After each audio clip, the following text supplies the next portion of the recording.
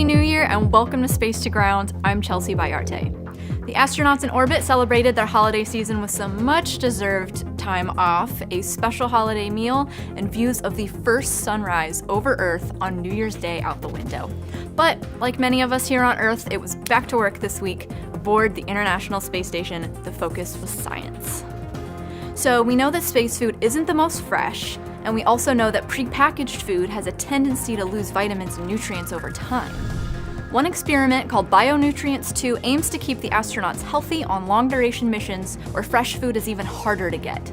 This is an experiment NASA astronauts are working on all this week with the goal of producing nutrients using a process similar to fermenting food.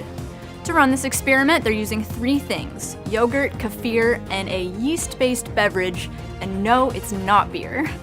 In addition to getting their nutrients through packaged food, astronauts sometimes get to play farmer and grow nutrient-rich crops to eat. Dwarf tomatoes are growing aboard the International Space Station's vegetable production system. They're being grown under 2 different light sources to study the difference in fruit yield, nutritional composition, and microbial levels. Of course, astronauts get to eat their crops when their experiment is done, and they'll be asked to rate their flavor, texture, and juiciness. However, harvest time is not here yet, and the astronauts will spend this week checking on the plants and watering if necessary. Speaking of crops, how does microgravity affect the germination of carrot seeds, quinoa, or basil? The researchers hoping to learn more are actually students, and they don't all revolve around food either. There are 26 experiments in all, and the students are as young as 5th graders all the way up through the college level. NASA astronaut Frank Rubio and Japanese astronaut Koichi Wakata will work on those for the students this week.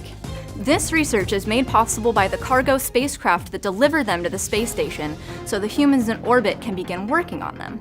Sometimes these space freighters can even deliver some science experiments back to their researchers on Earth for further evaluation. Early next week, SpaceX's 26 cargo resupply mission will depart the space station, bringing home its onboard science 2 days later. That's Space to Ground for this week. Thanks for watching. Keep up with all of these experiments and more by following @ISS_research on Twitter. You won't want to miss it.